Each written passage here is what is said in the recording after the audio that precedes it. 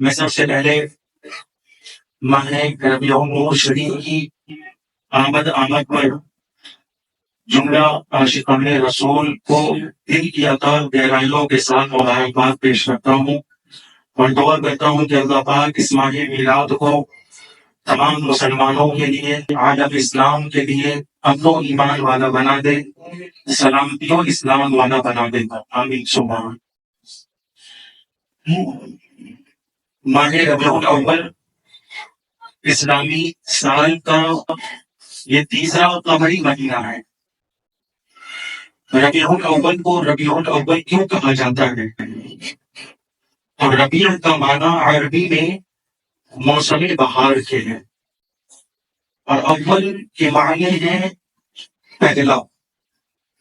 تو چونکہ یہ پہلا موسم بہار ہے اس لیے اسے ربیع الاول کہا جاتا ہے. اچھا، موسم بہار کی دو قسمیں ہیں. ایک موسم بہار جو ہے یہ دو زبانوں پر مشتمل ہے. اس کے ابتدائی زمانے میں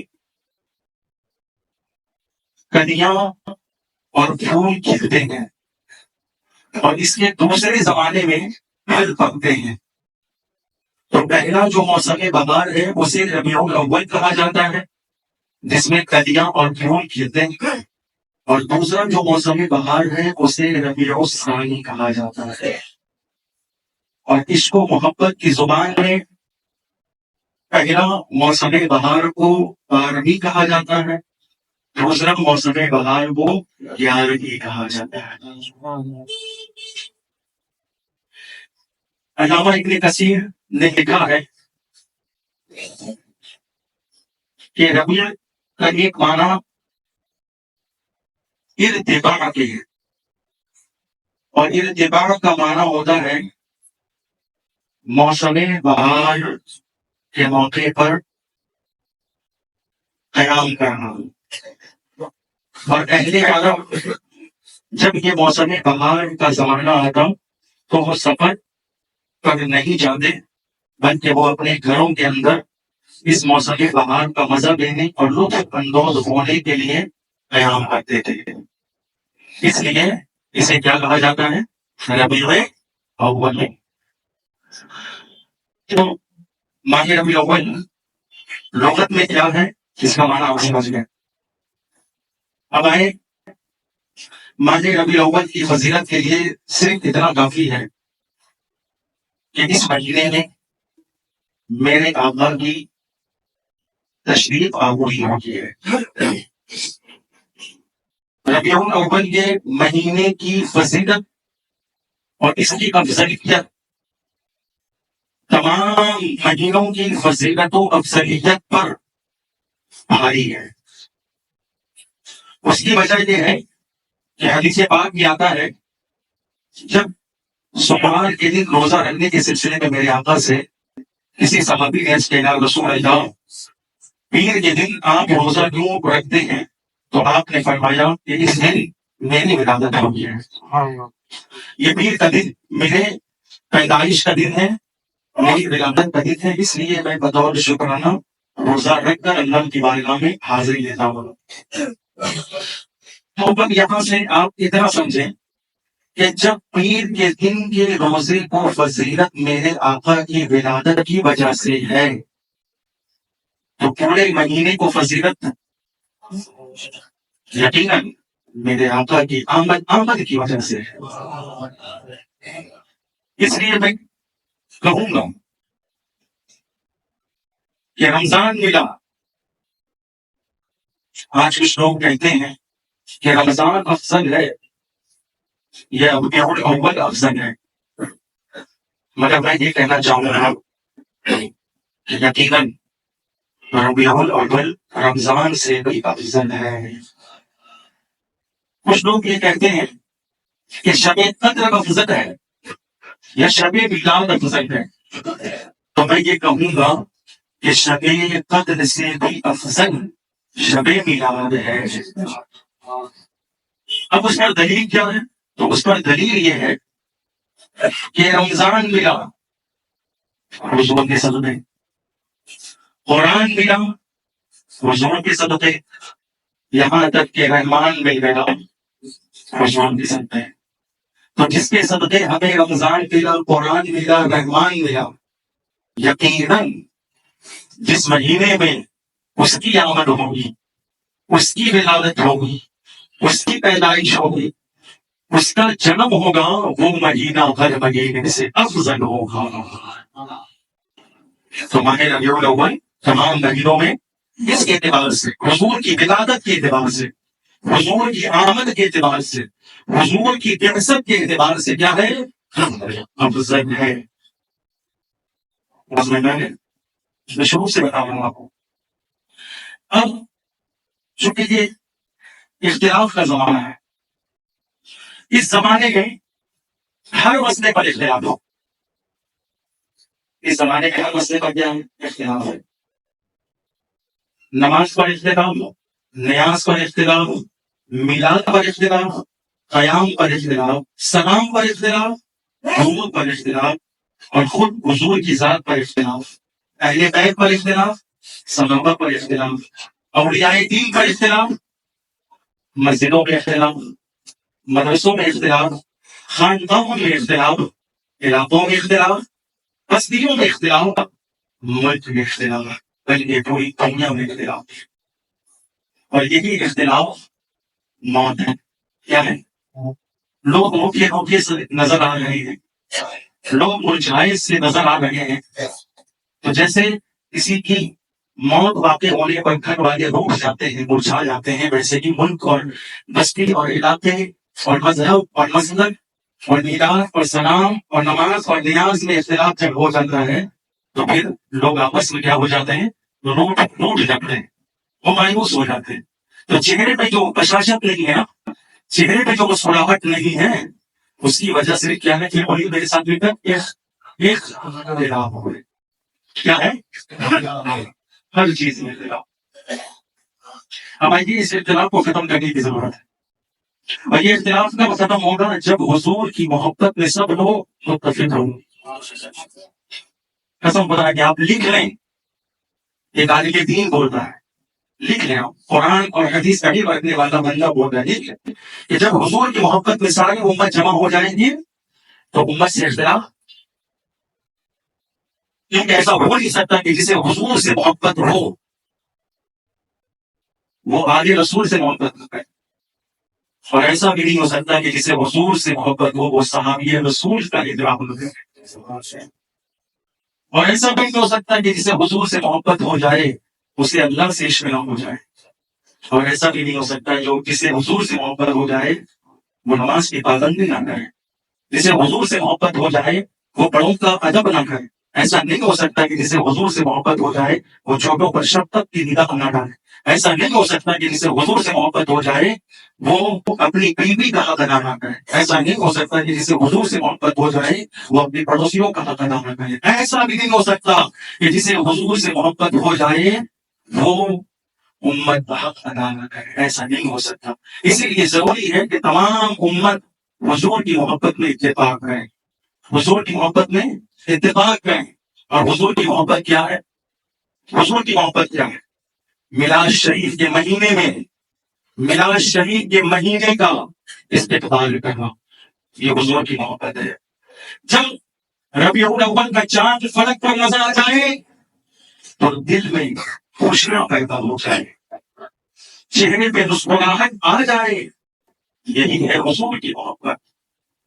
جب ربیع النور شریف کا مہینہ آ جائے وہ ایک دوسرے کو بڑھ چڑھ کر مبارکباد پیش کی جائے، جب حضور کا مہینہ آ جائے تو گھر گھر محفل میلاد کا انعقاد کرنا چاہیے، جب حضور کا مہینہ آ جائے تو جلوس محمدی کے نکالنے پر بڑا اہتمام ہونا چاہیے، جب حضور کا مہینہ آ جائے تو لبوں پر درود شریف کے نغمے جاری ہو جانا چاہیے، جب حضور کا مہینہ آ جائے تو سلام اور قیام میں اضافہ ہونا چاہیے، جب حضور کا مہینہ آ جائے تو دل کو اطمینان دینا چاہیے کہ لوگوں اب غم کا بادل چھٹنے والا ہے، چونکہ اب حضور کی آمد ہونے والی ہے۔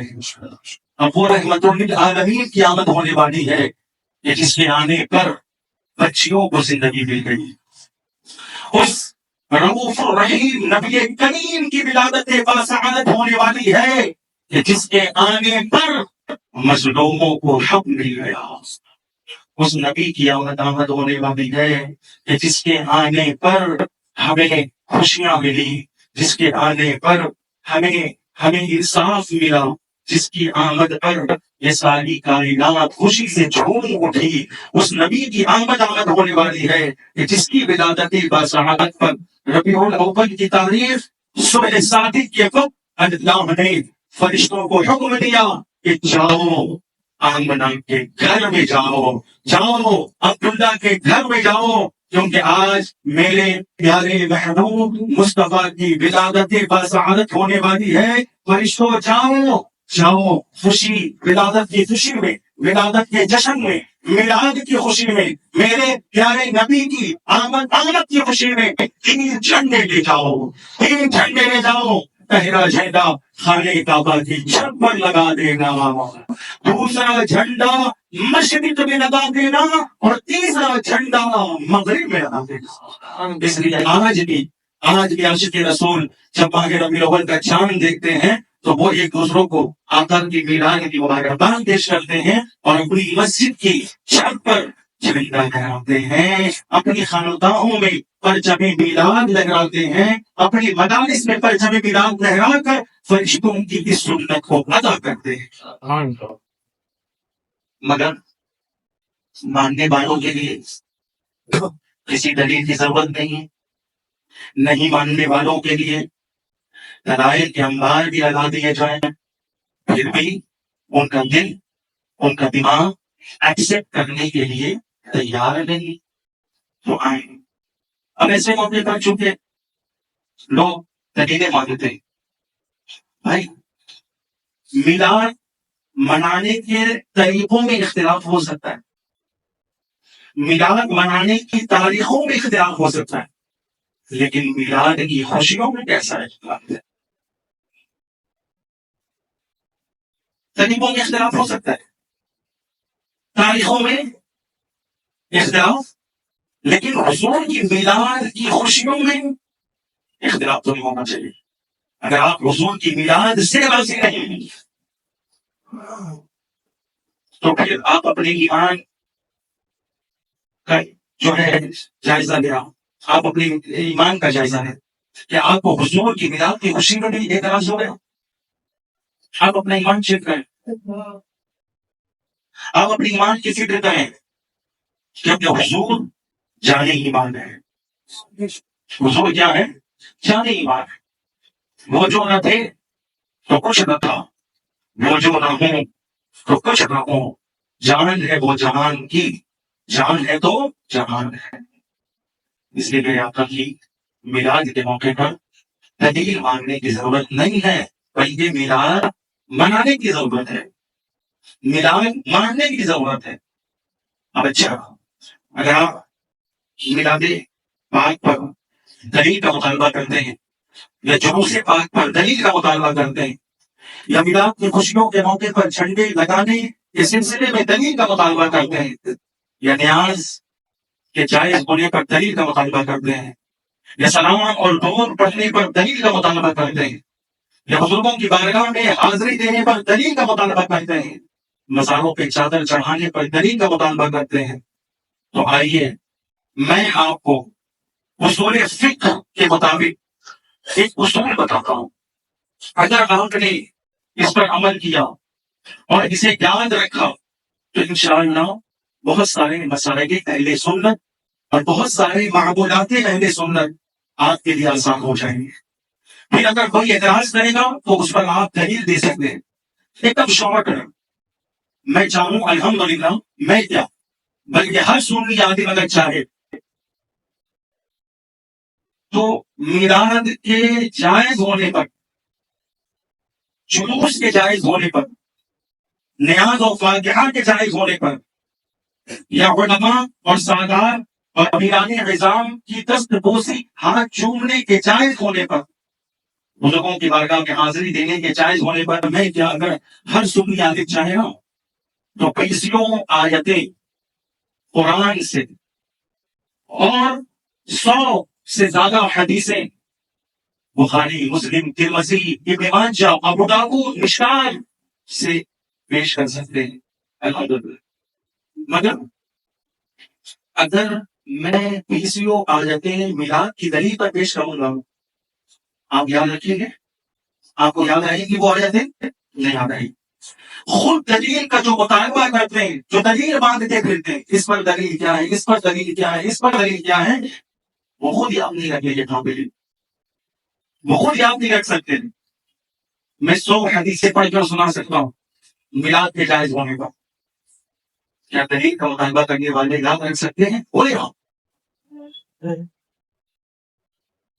تو آئیے آپ کے ذہن اور آپ کی فکر اور آپ کے دل و دماغ کے مطابق میں ایک اصول پیش کر رہا ہوں بس. وہ تمام حدیثیں، وہ تمام آیتیں، وہ بہت بڑی بات ہے. میں صرف ایک اصول پیش کر رہا ہوں. اس اصول کے مطابق آپ کو ایک تو دلیل دینے کی ضرورت نہیں ہے. آپ کو آپ کو دل دیکھے محبت کرنا ہے. جو لوگ دل دیکھے عشق کرتے ہیں انہیں دلیل کی ضرورت نہیں پڑتی. ہم دل دیکھے حضور سے محبت کر رہے ہیں. ہم دل دیکھے حضور کی بلا کی خوشی پہ شامل ہیں، اس لیے ہمیں دلیل کی ضرورت ہے. لیکن اگر جو لوگ بہت زیادہ پریشان کرتے ہیں، تنگ کرتے ہیں، مجبور کرتے ہیں، دلیل مانگتے ہیں، ان کا مقصد دلیل لینا نہیں ہے، ان کا مقصد تو ذلیل کرنا ہوتا ہے. تو ایسے لوگوں کے لیے میں صرف ایک اصول پیش کروں، اس پر عمل کریں اور اسے ذہن اور دل و دماغ میں محفوظ کر کے لے جائیں. بڑا کام ہے. بہت مختصر اصول ہے. سنیں، اصول یہ ہے: اصل الاشیاء اباحت. بس 3 الفاظ عربی ہیں: اصل، الاشیاء، الاباحت. ان 3 الفاظ کو ذہن و دماغ میں رکھیں. اصل الاشیاء اباحت. کیا؟ دیکھیے، اصل الاشیاء اباحت، اس کا مطلب یہ ہوتا ہے کہ ہر چیز کی اصل جائز ہونا ہے. ہر چیز کی اصل کیا ہے؟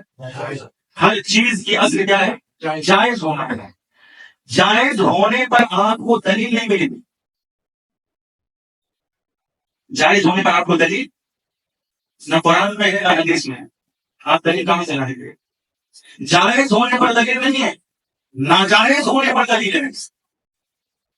کیا ہے بولے؟ اب جیسے مثال کے طور پہ خنزیر کا گوشت حرام ہے تو دلیل ہے نا، حرمت علیکم المیتۃ والدم ولحم الخنزیر. یہ خنزیر کا گوشت تمہارے لیے قرآن نے حرام قرار دیا ہے. شراب حرام ہے، قرآن نے کہا یا ایھا الذین آمنوا انما الخمر والمیسر والانصاب والازلام رجس من عمل الشیطان. جوا حرام ہے، قرآن نے کہا یا ایھا الذین آمنوا انما الخمر، شراب، والمیسر، جوا،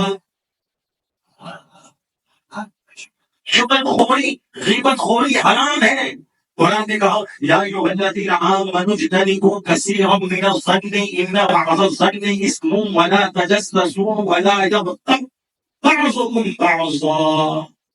ایک دوسرے کی غیبت نہ کرو، پیٹ پیچھے برائی نہ کرو. غیبت حرام، قرآن نے کہہ دیا حرام ہے. بہتا ہوا خون حرام ہے، قرآن نے کہا انما حرم علیکم المیتۃ والدم. بول دیجیے تو بہتا ہوا خون حرام، مردار حرام ہے. قرآن نے کہا انما حرم علیکم المیتۃ، مردار حرام. اچھا، وہ جانور کا گوشت حرام ہے کہ جس جانور کو ذبح کرتے وقت اللہ کا نام نہ لیا گیا ہو، غیر اللہ کا نام لے لیا گیا.